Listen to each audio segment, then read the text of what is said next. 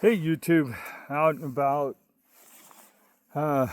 So we're gonna do the 6,000 mile review on the bike. We're within a few miles. It'll happen today. Uh, Things that we've done. Let's see, what have we spent on this bike? We bought a $500 battery.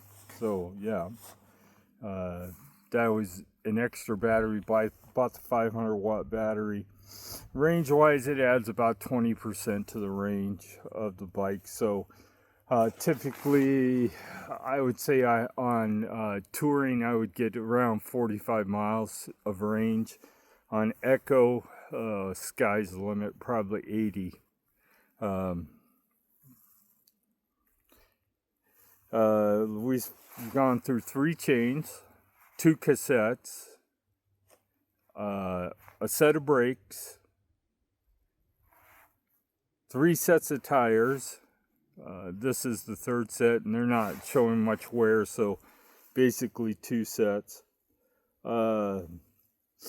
We've upgraded from 9-speed to 10-speed. Went with the Diori level derailleur and shifter, but we went with a road bike cassette because we wanted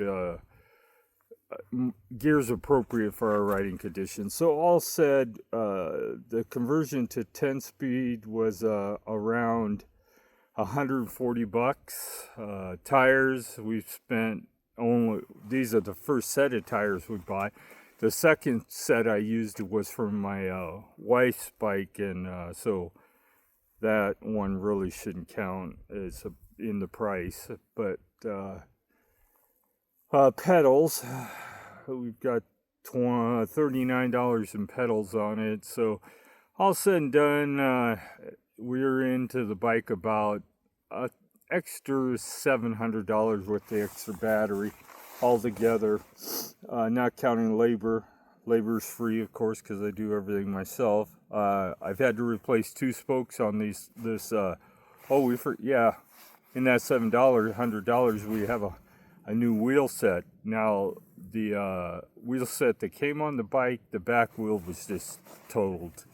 It was pulling spokes through the rim, and there was no way I was just gonna go buy another rim and rebuild the wheels, so I decided to go with the aftermarket set.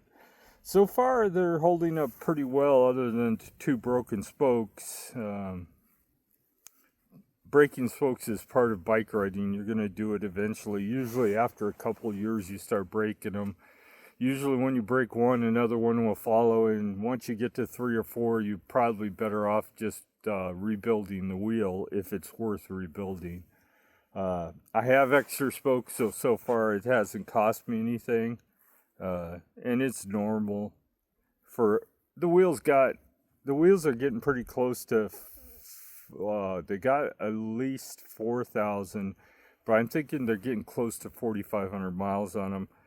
They require some periodic maintenance, but it's broken the spokes on the drive side of the wheel every time, which is pretty much normal because they're flatter and have more tension on them. But so far the bike's held up.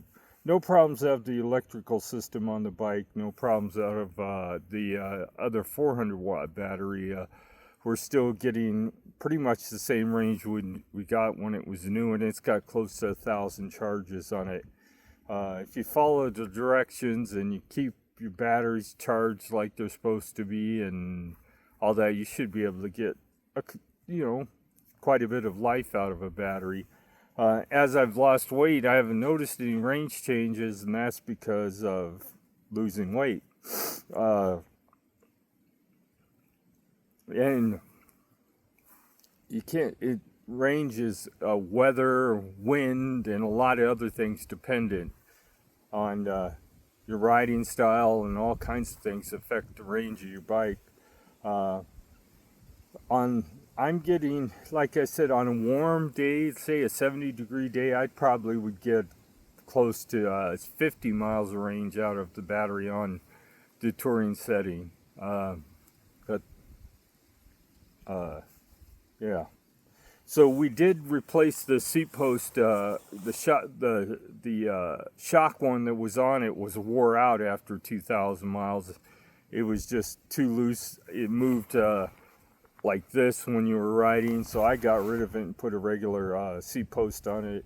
I probably won't put another shock seat post unless I want to spend a lot of money to get one. Stems, handlebars, and fork, and they have not needed any kind of adjustment, so the bearings are holding up well. This wheel set, it's an Amazon wheel set. It was $100 thereabouts with shipping. The only maintenance I have to do to the wheel set is I have to clean and re-grease the ratchet mechanism. I do it depending on how many miles I do, but usually it's twice a year. I just take it apart, clean it up with a rag, and put some more grease into the ratchet mechanism. Too much and it doesn't want to ratchet well. Too little and you'll just cause excessive wear. So just enough is just enough in this case. So the bike's holding up well. I do believe I probably could get it maybe 10,000 miles out of that other battery before I would have had to look for a replacement.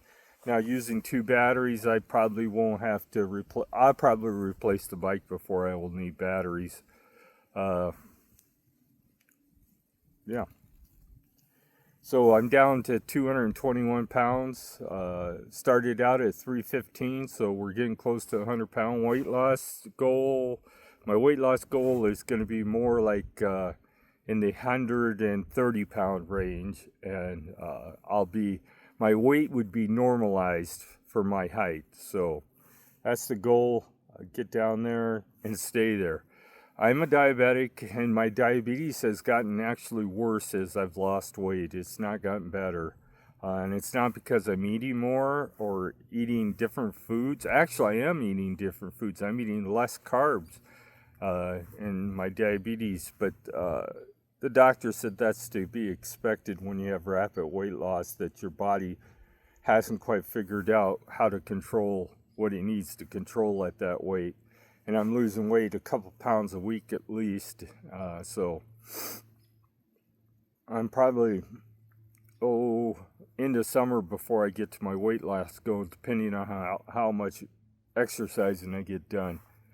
But for you guys out there trying to lose weight on your e-bike, just remember, as long as you're doing the pedaling, you're going to get some exercise out of it. On your electric XP, if you ride around in your PAS2, you're going to get some exercise out of it. PS1, you might as well just be pedaling, have the bike off and just pedal it. I don't see that it does much above 8 miles an hour. And then on PS2, 11, 12 miles an hour. If you're going faster than 11 or 12, it's all you and not the bike. But that's the way it works. So you can reserve the higher PS levels for when you're going up a hill and you can't chug yourself up there. So probably am going to ride the electric Summit this year, but it'll be when we go camping. We get out and after dinner do a little exercise and help our food settle in and digest, and do a little exercise. And